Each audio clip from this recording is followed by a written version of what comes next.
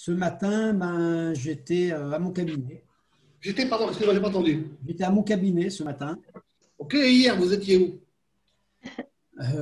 Hier, alors c'était lundi, j'étais une partie au cabinet, une partie à la maison. Le matin, j'étais à la choule. Enfin, j'ai fait énormément de choses hier. Bien. Et il y a 10 ans, vous étiez où? Il y a 10 ans, alors là, je ne peux plus vous répondre. Vous étiez bien quelque part.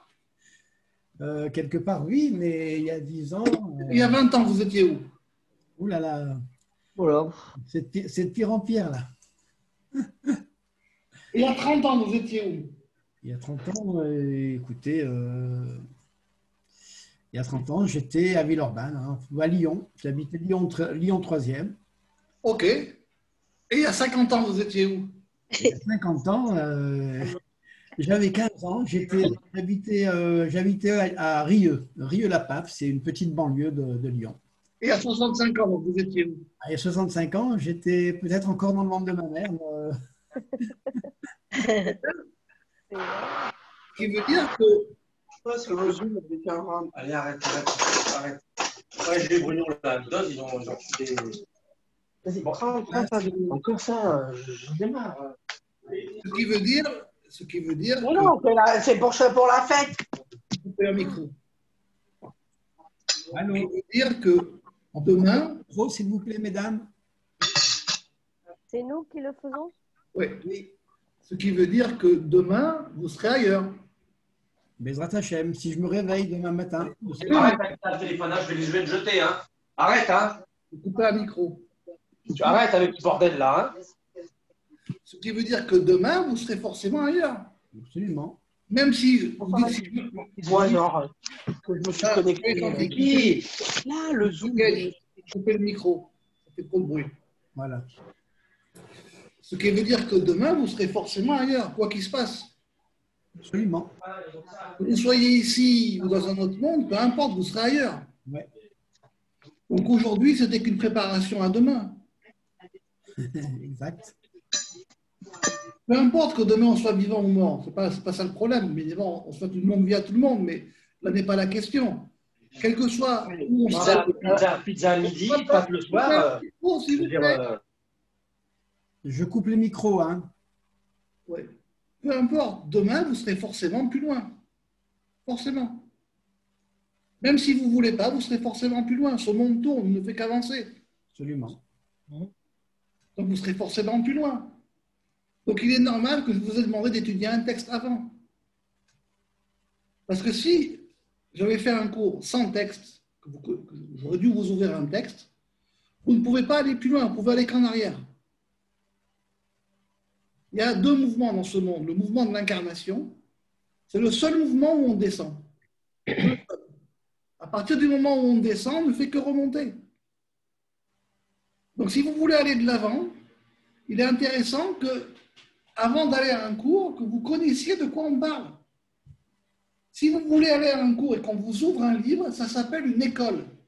C'est très bien, mais c'est pour des enfants. C'est très bien, mais c'est pour des enfants. Tout à l'heure, avec les filles, j'ai des enfants en bas âge. Ils sont à l'école, il y a un petit garçon, le pauvre, il s'est fait renvoyer de l'école.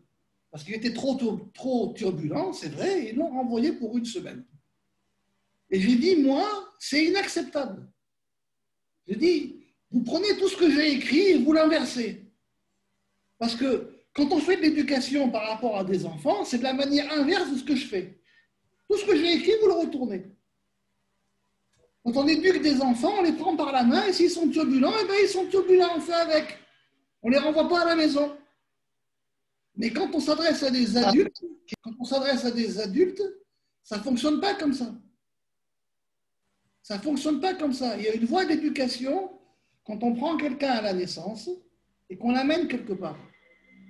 Et après, une fois que cette personne est arrivée quelque part, on peut l'amener plus loin. Donc c'est simplement une question de position. Donc si vous venez à un cours et que vous ne savez pas de quoi on va parler, ou simplement vous connaissez que le titre en fait, que l'idée générale, c'est intéressant, mais ça s'appelle un niveau scolaire.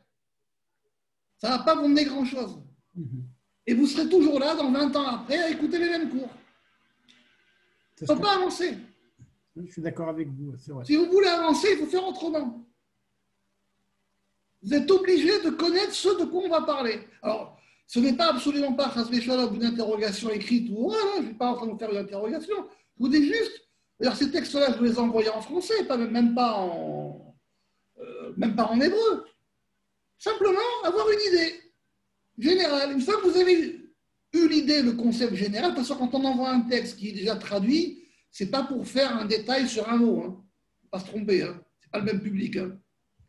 Donc vous avez une idée générale. Une fois que vous avez l'idée générale, vous avez comme un cercle. Vous pouvez rentrer à l'intérieur. Et donc vous pouvez aller plus loin. Vous n'êtes pas aujourd'hui ce que vous étiez hier. Le fœtus que vous étiez hier, il a complètement disparu. Néanmoins, il était nécessaire à arriver aujourd'hui. Donc voilà pourquoi je vous ai envoyé un texte pour lire avant. Alors le premier texte, il était très court, je vous ai copié le petit paragraphe. Abba Ira. C'est un texte qui est tiré juste avant la Hydrazuta du Zohar, très très court. Alors en français, il ne sonne pas très très bien, il sonne mieux en hébreu. Il dit simplement, c'est simplement Adam Arishon, c'est quand Rabbi Shimon commençait déjà à être âgé. Alors il a eu un chalom, il a eu un rêve et on l'a amené dans le monde supérieur, on lui a montré où c'est qu'il allait être. On dit que les yeux ne les ont jamais vus, le monde supérieur, mais sur ça, il y a matière à discussion. On voit par exemple que Rabbi Shimon, on lui a montré la place où il devait être, et lui-même, il a aussi choisi dans un endroit sa place. Et quand il est monté au ciel, il a vu le premier homme, il a vu Adam Arishon, mais ça, c'est pas nouveau. Il faut savoir que tous les hommes qui quittent ce monde, la première chose qu'ils voient, c'est un midrash dans le Zohar, ils voient le premier homme. Et vous savez qu'est-ce qu'il leur dit, le premier homme? Il a dit un truc très simple. Il leur fait retourner et leur dit regarde la terre. Il lui dit moi l'écriture elle m'a compté une faute. Regarde la conséquence. Et lui dit toi combien t'en as fait? Ça c'est un midrash dans le Zohar. Donc tous ceux qui montent normalement voient le premier homme. Et donc il a vu le premier homme, il lui a posé des questions. Et le premier homme il lui a dit mais la Torah elle a utilisé une parabole. Elle dit c'est une parabole, c'est un midrash. C'est pas à prendre à la lettre. C'est une parabole. Il a dit le fait que j'ai fauté sur l'arbre de la connaissance du bien et du mal, c'est le midrash que la Torah a bien voulu me donner. Alors après, sur ça, il y a différents chachamim qui disent que bien que ce soit qu'un midrash, néanmoins, le langage du midrash nous apprend quelque chose. Si on nous a ramené une histoire avec un arbre du bien et du mal, c'est qu'il y a quelque chose qui est lié au bien et au mal. Sinon, on aurait pris un midrash qui parle d'autre chose. Mais ce n'est pas à prendre à la lettre. Ça veut dire, c'est un point de départ, ce n'est pas une fin. Donc ça, c'était un tout petit texte que je vous ai envoyé. Il devait faire 5 ou 6 lignes en français. Ça, c'était pas grand-chose. Et après, je vous ai envoyé un autre texte qui est un peu plus long, enfin, pas très long non plus, qui est sur la première mitzvah que le Rabbi Shimon considère comme étant la première mitzvah pour rentrer dans la Torah. Alors, si vous l'avez lu, vous avez vu que la première mitzvah, c'est la mitzvah de Yirat Shamaim. 2 secondes, je vais fermer la fenêtre, il y a trop de bruit. Il fait chaud, il y a trop de bruit. C'est la mitzvah de Yirat Shamaim. Mais la bonne question, elle est comme ça. Pourquoi est-ce qu'il a pris celle-là? Je vous écoute à tout le monde, mesdames. Si vous avez des réponses, mesdames, n'hésitez pas, vous réactivez votre micro, vous donnez la réponse et vous refermez votre micro, vous l'éteignez, d'accord? Pourquoi est-ce qu'il a donné la mitzvah de Ira? En premier, si vous ouvrez le Tikkuné HaZohar, vous allez trouver dans le mot Bereshit, Shabbat, Ira, un tas de trucs. Vous allez trouver je ne sais pas combien. Donc là, il commence par la mitzvah de Ira. Ira, c'est craindre, hein, pour mesdames. La Ira, c'est la crainte. C'est tout sauf craindre. C'est pas craindre, Ira. Après ce que le Zohar dit, Ira, c'est voir, c'est avoir la conscience. Ah. Ira, c'est pas la crainte là-bas. Intéressant ça. C'est tout sauf la crainte. Ça, c'est pour les Arabes qui pensent que c'est la crainte, la Ira. C'est pas nous. Ah oui. Ira, c'est pas la crainte. On nous a toujours appris que Ira, c'était la crainte. Non, vous avez vu ce que le Zohar il a dit. Ira Tachel Rishid Da'at. Ah ouais. C'est le début de la connaissance. La ira, ce n'est pas la crainte, c'est la connaissance. C'est simplement avoir la peur qui se sépare de nous. En gros, c'est ça. Mais c'est une crainte révérentielle, ce n'est pas la peur.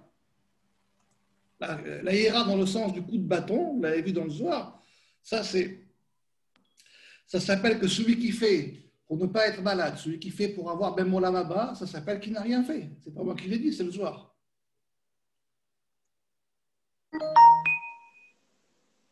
Oui.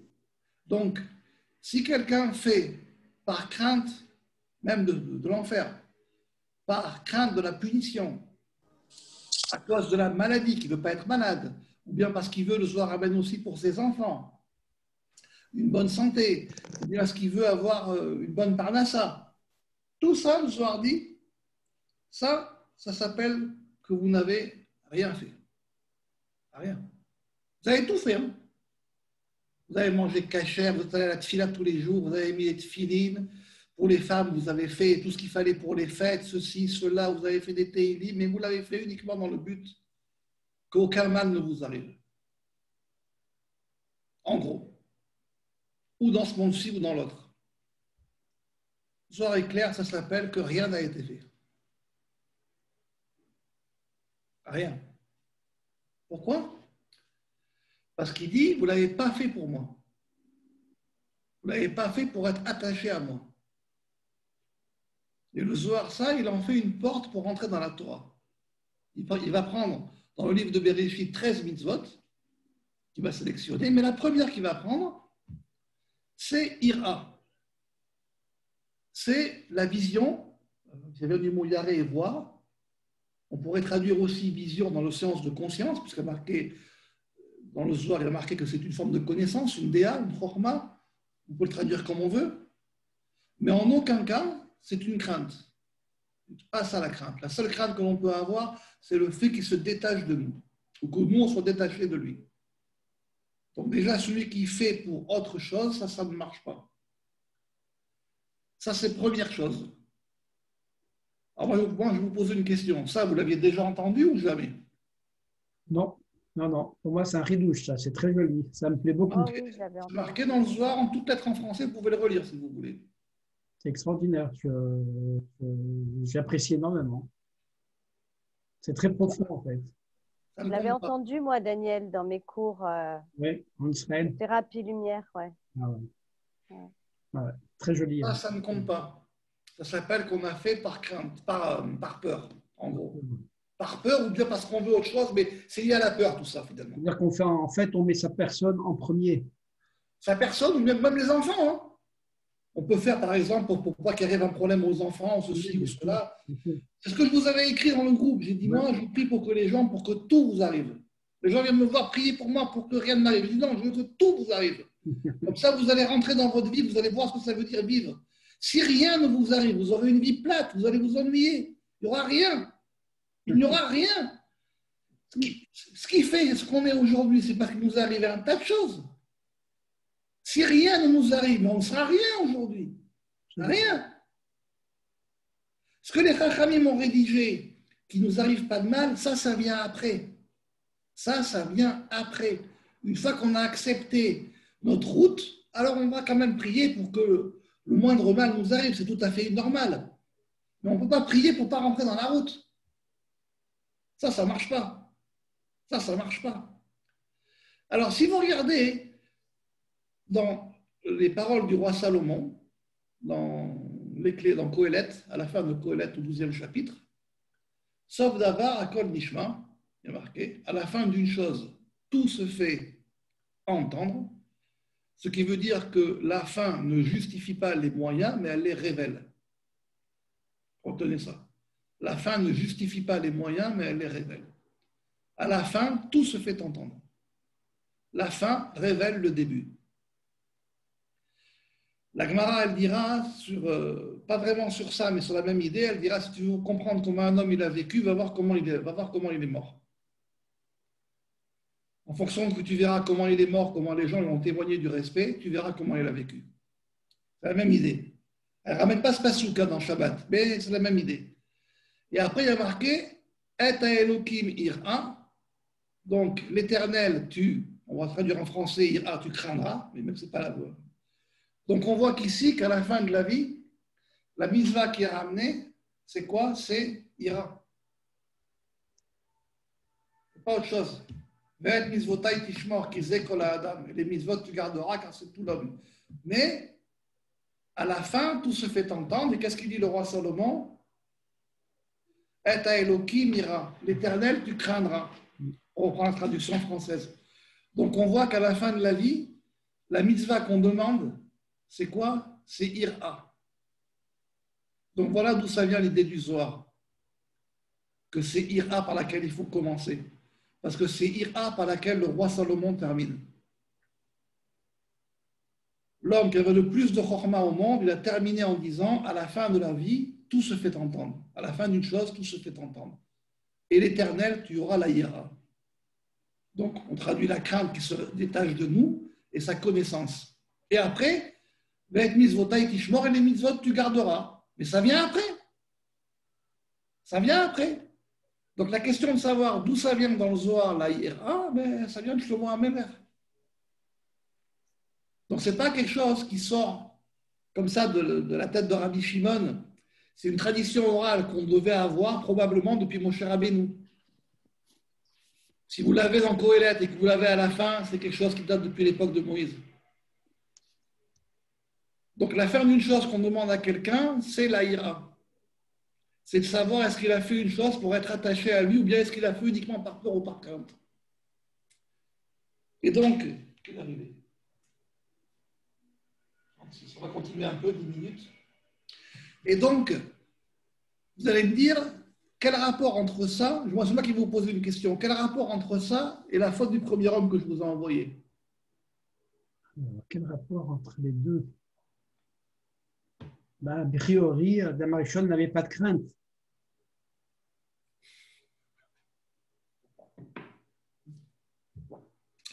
Pour plaisanter, je vous dirais, il avait peur de sa femme. C'est sa femme qui l'a fait fauter. Lui, bon, il a écouté simplement. Elle m'a dit, prends, mange, il a pris, il a mangé. Au sens littéral, c'est ce qu'a marqué. Il a marqué, elle a mangé, elle a donné à son homme. Il dit, Shria, et lui, il a mangé. Ça s'arrête là.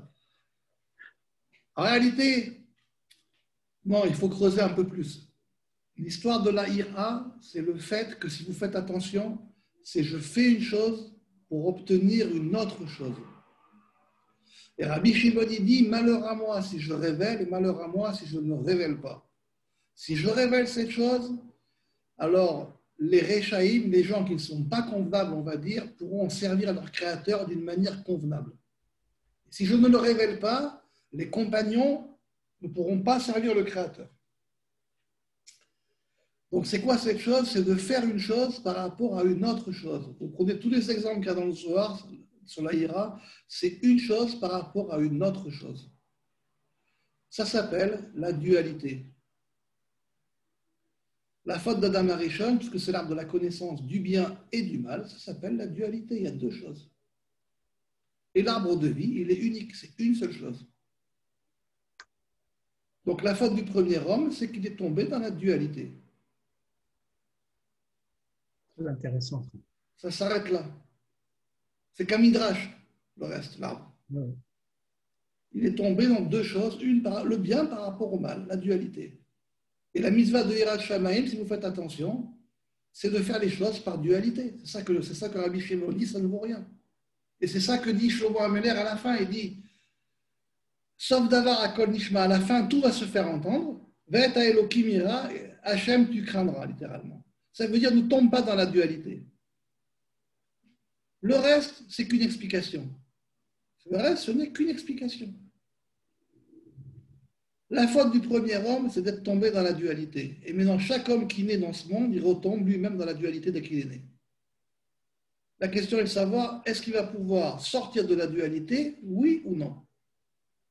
Rabbi Shimon le met comme étant la première porte à ouvrir, le premier pas à faire. Le Rambam le met comme étant le dernier. Il appelle ça Hirat HaRomemut. Donc ça existe une étude dans le Rambam, que le fait de faire des choses, pas pour recevoir, uniquement pour être attaché à lui. Mais le Rambam le met comme étant la dernière étape. Pour Rabbi Shimon, lui, il le met comme étant la première étape. Donc les deux idées existent. Donc la faute du premier homme, c'est un problème de dualité. Et donc, Dans notre vie, c'est important de savoir est-ce qu'on fait les choses par dualité ou pas par rapport à la dualité. C'est uniquement ça. Le reste après, c'est qu'une explication. Après, sur cette dualité, on pourra en discuter plusieurs Gilgulim. Pas des heures, on pourra en discuter plusieurs Gilgulim. Puisque finalement, tout démarre d'une dualité. Tout part en dualité. Et après, la Torah nous permet de retrouver la route qu'on a perdue. C'est pour ça qu'on a reçu la Torah. Ce que les gens ne savent pas, c'est que la Torah, finalement, ce n'est qu'un lot de consolation. Hein. Ce n'est qu'un lot de consolation. Et encore, le Zohar, dans l'Aïda Araba, le Harizal et le Rashash et le Torah Tracham diront que Moshe Rabbeinu et Hachem l'ont mis à un niveau pour qu'on puisse la comprendre. Et normalement, elle n'est pas à ce niveau, elle est sur un autre niveau. Simplement, comme on ne la comprendrait pas sur un autre niveau, qui est un niveau justement qui n'est pas dans la dualité, alors on a pris une forme écrite qui, elle, peut se faire plus ou moins entendre. Mais il faut aller au-delà. Il faut aller au-delà. Pour ceux qui ont étudié peut-être un peu de Chassidoute, vous savez qu'il y a un concept qu'on appelle petit visage et grand visage. Pour le faire simple, avec des mots très simples, petit visage, c'est quelqu'un dont sa partie masculine et féminine sont complètement séparées. C'est Adam Arishon après la faute. L'une des conséquences d'après la faute, excusez-moi, c'est Adam Arishon, quand il n'a pas réussi à trouver son côté féminin, on l'a séparé. On l'a divisé en deux. Et le grand visage, c'est quoi? C'est quelqu'un qui n'est pas séparé. Donc il y a deux aspects dans la Torah. Il y a un aspect où les choses sont séparées, un aspect où les choses ne sont pas séparées. Et la Torah, elle ne parle à elle que sur un seul niveau.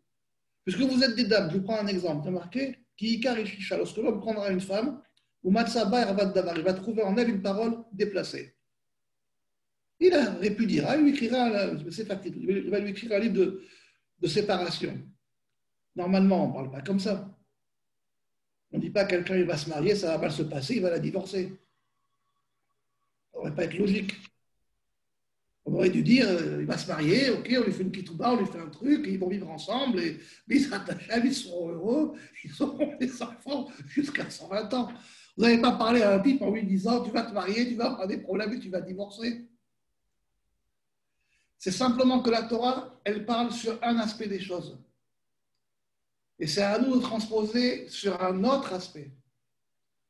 Donc il a dit, il s'est marié, il a trouvé une parole déplacée, il va divorcer. Non, il va se marier, ils ne feront qu'une parole unique et ils ne divorceront pas. Mais la Torah, ça, elle n'a pas dit. Elle n'a pas dit. Elle est allée sur un sens. Et de ce sens-là, on comprend l'autre sens. Il ne faut pas oublier que Adam Arishon, une fois qu'il a fauté, on l'a chassé du jardin d'Éden. Et le jardin d'Éden, si vous faites attention, il était entouré de 4 fleuves. Les 4 fleuves, ce sont ses limites. Donc, il est de l'autre côté de la rive. Donc, la Torah, elle parle à quelqu'un, forcément, qui est de l'autre côté de la rive. Et après, il doit comprendre par lui-même qu'il doit transposer ça pour passer de l'autre côté de la rive. Donc, voilà pourquoi la Torah, elle a un certain langage. Et après, c'est à nous, par rapport à ce langage-là, à comprendre l'autre rive ou à aller un peu plus loin. Sinon, on est bloqué sur un niveau et les choses n'avancent pas. Les choses n'avancent pas. Vous allez dire, bon, ben ok, je vais étudier, je ne sais pas, un traité Ketubot ou machin, et vous allez immédiatement rentrer dans des problèmes. Alors, c'est des problèmes qui peuvent exister dans la vie, hein. Pas le contraire, hein. Mais la vie, ce n'est pas que des problèmes. Pas que ça. Et vous pouvez passer une vie à ne voir que ça. Vous voyez que c'est permis, c'est interdit, c'est permis, c'est interdit, c'est comme ça, c'est comme ça. Ok, il n'y a pas de problème. Mais ça c'est une chose. Ça, ce n'est pas la vie. Ça, c'est au cas où une personne transgresse. On a besoin d'avoir des outils juridiques, c'est nécessaire pour pouvoir répondre à quelqu'un qui a transgressé ou qui peut quitter la route. Mais ça, ce n'est pas la vie, ça. C'est juste une vision extérieure. Et donc, être en dualité, on peut être en dualité dans tout. Dans tout. Puisque c'est la faute du premier homme. Vous serez en tout en dualité. Dès l'instant que vous allez ouvrir n'importe quel enseignement, à part les enseignements qui sont dans la Kabbalah, dans lesquels il n'y a pas de dualité, le reste, tout est en dualité. Il pense blanc, je pense noir, il pense rouge, on pense marron. Et qu'est-ce qu'on fait? Je crois qu'on a dit comme ça, il a dit comme ça, il a dit comme ça. Tout est en dualité. La vie aussi, c'est en dualité. Qu'est-ce qu'on fait? J'ai un problème, j'ai quelqu'un qui vient devant moi, j'ai mon mari, je discute avec lui, je rentre en dualité avec lui, ou bien je comprends qu'à l'intérieur, il y a un sujet, il y a quelque chose que je dois arranger. Donc cette histoire de dualité, on va la traîner jusqu'à la fin des temps au niveau global. Global, et bien global. Au niveau individuel, on peut s'en sortir assez rapidement, mais ça demande un travail. Ça demande un travail. Et ce travail, il demande à avoir une connaissance de ce qui a été dit et à aller mettre un pied au-delà. À pouvoir aller au-delà. Sinon, ça reste une connaissance d'ordre général, mais on n'avance pas. On n'avance pas. Si vous voulez avancer, il faut être capable de sortir de la dualité. Dans tout. Avec nous-mêmes, avec notre rapport aux autres. C'est ce que je dis toujours. Je dis, mais quand on réagit à une situation, on réagit pourquoi? Parce qu'il nous a fait du mal ou ceci ou cela, alors je veux lui rendre la monnaie de sa pièce? Ou bien je réagis simplement par rapport à moi? Qu'est-ce qui serait bon pour moi? En général, tout le monde réagit, et moi le premier, hein, on réagit par rapport à ce qu'il nous a fait. Hein. On va dire, c'est ce que les gens disent, ils disent c'est humain. Humain, ça veut dire quoi? Ça veut dire, c'est la réaction normale après la faute du premier homme. La faute du premier homme, c'est la dualité. Donc, quand on dit c'est humain, ça veut dire voilà, c'est comme ça. Mais non, mais c'est pas humain. L'humain, il ne doit pas se comporter comme ça. L'humain, il doit aller au-delà. Alors, j'ai écrit un livre sur la dualité en hébreu, mais si vous regardez, tout est dualité. C'est Caïn avec Abel, c'est encore la dualité. On peut faire l'histoire comme ça tant que vous voulez. Tout est en dualité.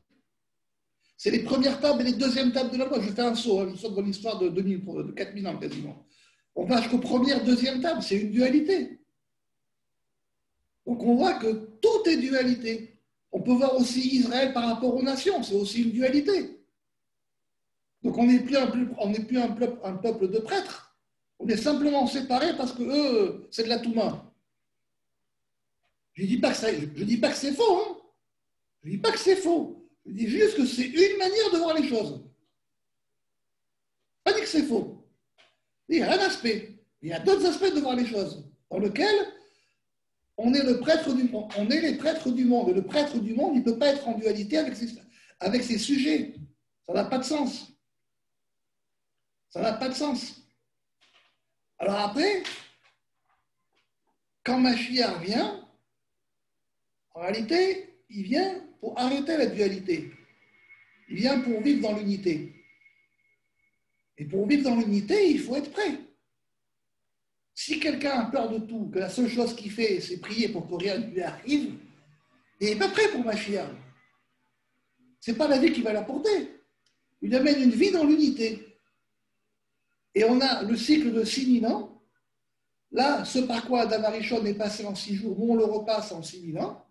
Ceci dit, ça montre aussi qu'on n'a pas le mérite d'en sortir avant. Terminé cette histoire de mérite. Quand vous mettez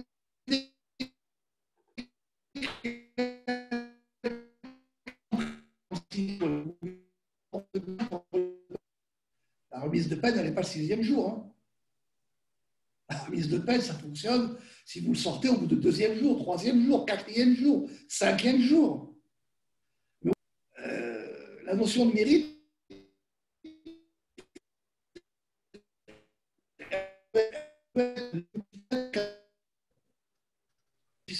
on dirait que ça n'a pas de sens. La notion de mérite ne peut être plus qu'individuelle. Alors qu'au niveau individuel, on peut s'en sortir, mais ça demande un travail. Ça demande un long travail. Ça demande un long travail. Et là, vous verrez que parmi tous les peuples de la terre, finalement, le point commun de tous, à part les chrétiens et les musulmans que je mets à part, là, je ne les compte pas. Vous verrez que tous ont un point commun, c'est qu'ils veulent sortir de la dualité. Tous. Tous ont compris que naturellement, l'homme est porté par une dualité. Et on ne peut pas l'expliquer. Il répond, c'est la nature de l'homme. La nature de l'homme, retenez ça, c'est la faute du premier homme. C'est ça qu'on appelle malheureusement la nature de l'homme. Donc voilà, alors pour Rosh Hashanah, puisqu'il faut terminer, je vais vous laisser. Pour Rosh Hashanah, première des tchouvas à faire, c'est pas de tremper la pomme dans le miel et de raconter des hiratson tant que vous voulez, ça ne servira à rien. Si quand vous avez un problème, vous fuyez, les hiratson ne serviront à rien. Et vous savez quoi? Moi, j'en fais pas les hiratson. Voilà. L'histoire est terminée. On ne fait pas. La pomme dans le miel, c'est les gosses qui les font. Moi, ces trucs-là, c'est pas pour moi. Il ne faut pas attendre Rosh Hashanah pour dire que tout ira bien et ça va bien se passer. Il faut déjà commencer à être droit. C'est comme ça que ça doit commencer l'histoire. Et donc, pour sortir de la dualité, il faut déjà sortir de la dualité de manière intérieure. Parce que la faute du premier homme, c'est la faute d'un homme. Ce n'est pas la faute d'un peuple. C'est la faute d'un bonhomme. Et donc, il faut sortir de la dualité déjà par rapport à soi. Après, bien évidemment, par rapport à si on est marié, par rapport à sa femme. Et après, si vous prenez l'histoire de la Torah, vous allez voir que cette dualité, elle ne s'arrête jamais. C'est Caïn et Abel, et après c'est noir avec les gens qui étaient avec lui, après c'est noir avec ses enfants, après c'est Abraham avec Ishmaël, après c'est Yitzhak avec Laban, et ainsi de suite, et ça ne s'arrêtera pas. Pardon, c'est pas Yitzhak avec Laban, c'est Yitzhak avec ses femmes, après c'est Yaakov avec Laban, ça ne s'arrêtera pas. Ça ne s'arrêtera pas. Simplement, la Torah, elle a son langage.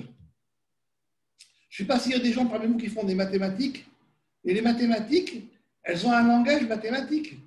Le mathématicien, quand il lit une équation mathématique, lui, il sait très bien de quoi on parle. C'est un langage. Celui qui fait de la musique, quand il lit une partition, c'est très bien de quoi on parle. C'est simplement celui qui n'est pas musicien qui n'est pas capable de lire une partition. Donc la Torah, elle a un langage. La Torah, elle ne vous dira pas que le problème, c'est la dualité. Mais elle vous le montre. Elle vous le montre dès le départ. Elle vous le montre. Donc la Torah, c'est le mode d'emploi justement pour sortir de la dualité. Et c'est donc pour ça, comme c'est le mode d'emploi pour sortir de la dualité, c'est pour ça que Rabbi Shimon dans le Zohar, il commence par dire « n'y rentre pas », et Shlomo Améler, il dit à la fin, ce qu'on va te demander, c'est pas de savoir si tu as fait cuire ton thé en kiliflifi, hein. C'est pas de savoir si tu as mis sur la plaque un plat avec un peu quelques gouttes d'eau, hein. Pas ce qu'a marqué, hein. Il n'y a pas de demander si tu as mis des téfilines rachis ou rabénoutam, si combien de télim vous avez fait par jour, hein. C'est pas ça qu'il a marqué. Il dit à la fin, tout se fait entendre. Et la première chose qu'on va entendre, c'est l'Éternel, tu craindras. Et ira, ça veut dire avoir la connaissance de l'unité. Voilà. Extraordinaire. J'ai beaucoup aimé votre cours. Rav. Si, mesdames, vous avez quelques questions, c'est le moment. Sinon, on va libérer le Rav. Moi, ça m'a parlé. Hein. Ouais, moi, d'abord. J'ai appris J'avais appris pas mal de choses dans ma thérapie lumière que j'ai oublié, mais ça m'a rappelé plein de. Moi, ce que j'ai là, c'est la construction du cours. Vous voyez, Rav. C'est la première fois qu'il y a un cours qui est vivant comme ça. Vous faites intervenir les gens. Et... Mais je veux dire un truc. Ouais. Ce que je connais, on n'en a rien à foutre. Excusez-moi de la parole, on s'en fout complet.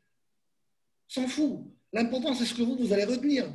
Ouais. C'est ça. Celui qui vient et qui vous fait un cours magistral et qui vous sort des psukim et des machins, vous vous en foutez complet. Dernièrement, vous me dites, tu sais quoi, tu parles pour toi ou tu parles pour moi? Si tu parles pour moi, Razak, tu as tout gagné. Si tu parles pour moi, tu vas me parler un langage qui me parle à moi. Oui, exactement. Ouais. J'ai une question, comment mettre en pratique exactement? Ça dépend. Alors, d'abord, première chose en pratique, vous pouvez étudier. Vous pouvez étudier, mais comme je vous l'ai dit, l'étude, c'est comme les mathématiques, elle a son langage. Donc, il faut que vous alliez étudier avec des gens qui ont bien compris que l'étude a son langage et qui ont bien compris que la Torah ne parle que d'une rive. Donc, ils sont prêts à vous amener sur l'autre rive. Sinon, vous allez tourner en rond. Ça n'avancera pas. Donc déjà, il faut étudier. Et après, chaque situation de vie est une situation. La première chose à faire, si vous voulez apprendre à ne pas tomber dans la dualité, c'est se taire. Si vous voulez faire un exercice, vous dites voilà, cette semaine, tout ce qui m'arrive, je laisse couler. Je me tais. Et après, au bout d'une semaine, chaque soir, vous réfléchissez. Et vous allez voir comment les événements vont évoluer. Et en fonction de l'évolution des événements, vous allez dire, j'aurais dû parler ou non, j'ai bien fait de me taire. Je le fais, ça depuis un moment. Ça marche? La première des choses à faire, c'est apprendre à se taire. Ça marche bien. Très bien. C'est pas facile, hein? Moi, je le fais depuis un bon moment et franchement, j'ai du résultat. Ouais, bah, pour vous, si vous arrivez à vous taire, mais moi, des fois, je n'arrive pas, oui, franchement. Non, mais j'arrive. C'est très dur au début, mais après, ça apporte beaucoup de Après, vous allez tirer des leçons individuelles. C'est ça. Vous allez dire, par rapport à moi, j'ai appris de cette situation. C'est mieux d'agir comme cela ou comme cela. Donc, vous allez tirer des leçons individuelles. Donc, vous allez aussi savoir si on peut répondre ou pas. Vous allez aussi comprendre quelle est la notion de distance. C'est ça. Vous savez, dans le nom d'Hachem, Yud Ke, Vav Ke. La place du Yud, normalement, c'est à l'intérieur du E. Mais dans l'écriture, il est complètement à l'extérieur. Parce que dans la vie, il faut avoir une certaine distance pour voir les choses. Il faut avoir une distance. C'est la distance qui permet de voir quelque chose. Sans distance, on ne voit rien. C'est ça. Quand vous êtes dedans, vous ne voyez rien du tout. Il faut avoir une distance. Et donc, cette distance, elle passe par la réflexion et elle passe par le silence. Obligé. Ce qu'a marqué dans Pirkei Avot, je n'ai rien trouvé de mieux que le silence. Ça ne veut pas dire qu'il faut se taire. Ça ne veut pas dire qu'il faut se taire. Ça veut dire qu'à un moment, il faut prendre une distance. Et cette distance, c'est comme un silence. On apprend dans le silence. Si en musique, il n'y a pas de silence, il n'y a pas de musique, il n'y a que du bruit. C'est ça. Il n'y a pas de musique, il n'y a que du bruit. Du silence naît la musique. L'organisation d'un rythme, c'est aussi être capable de mettre du silence. Il faut mettre des barres, il faut mettre des mesures. Sinon, il n'y a rien. C'est le chaos total. Si on ne veut pas que ce soit un chaos, il faut mettre des barres, il faut mettre des tempos, des temps forts et des temps faibles, et prendre une distance. Voilà. Je vais aller manger. Merci beaucoup. Merci beaucoup. Bon appétit. Merci à vous. À bientôt. Au revoir. Merci beaucoup. On espère vous revoir, Bezrat Hashem. Bezrat Hashem, tranquille. Merci beaucoup. Au revoir. Merci. Merci Shana beaucoup. Tova. Bonne nouvelle à tout le monde. Le Shana Tova. Merci Daniel. Merci. À très bientôt. À bientôt. Au revoir. Au Au revoir. revoir. Au revoir.